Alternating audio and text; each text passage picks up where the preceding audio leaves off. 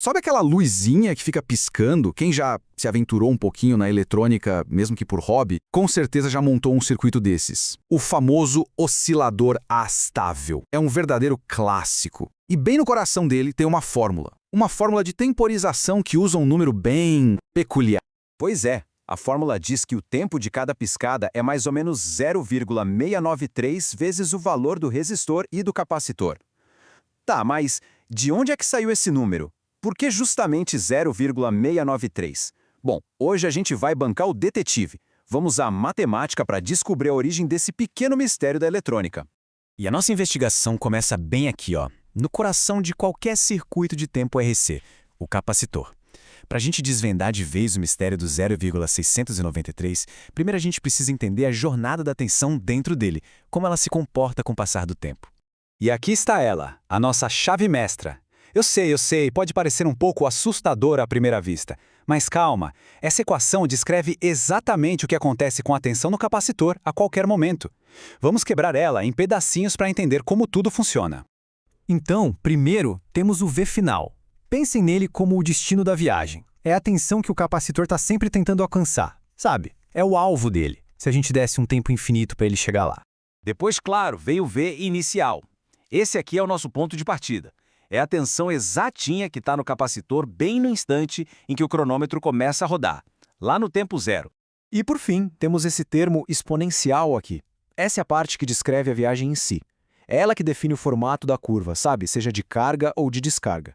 E que dita o quão rápido o capacitor vai do seu ponto de partida até o seu alvo final. Ok, beleza. Agora que a gente já tem a nossa ferramenta, que é a equação geral, chegou a hora de aplicar isso no nosso caso específico, o oscilador. E para isso, a gente precisa definir direitinho quais são as tensões de partida, de chegada e o que a gente chama de tensão de gatilho dentro dele.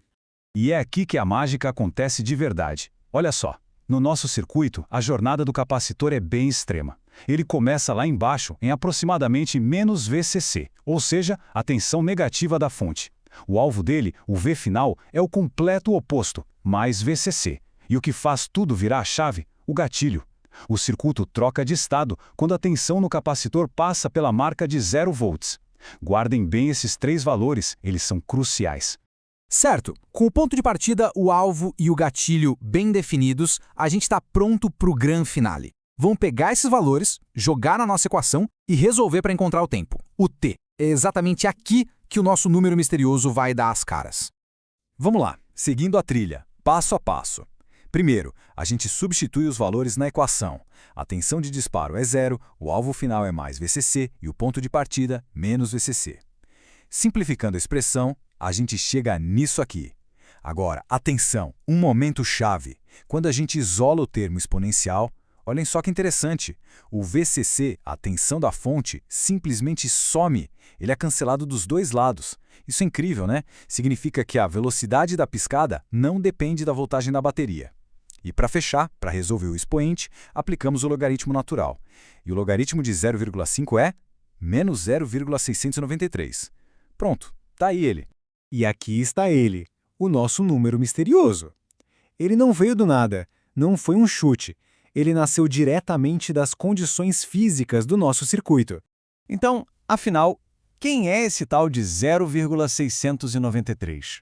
Bom, ele não é um número aleatório. Matematicamente é o logaritmo natural de 0,5, que é a mesma coisa que o negativo do logaritmo natural de 2.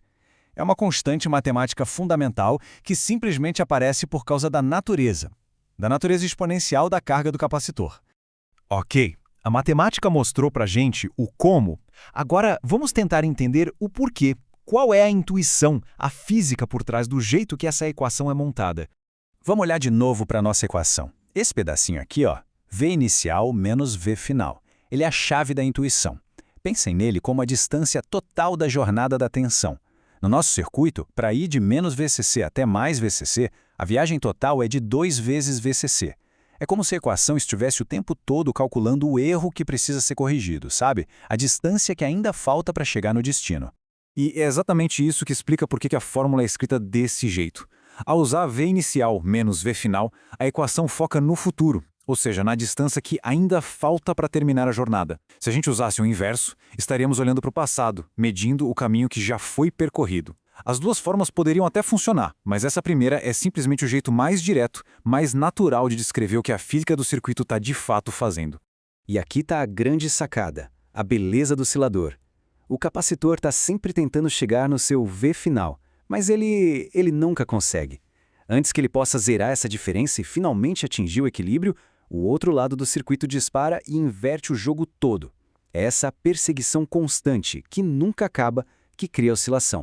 Então, da próxima vez que alguém vê um simples LED piscando, é bom lembrar o 0,693. Ele não é um número qualquer. Ele é a assinatura de uma jornada exponencial, de uma perseguição que nunca chega ao fim. E isso deixa a gente com uma pergunta no ar. Se a matemática consegue revelar a alma de um circuito tão pequeno, o que mais ela pode nos contar sobre o mundo à nossa volta?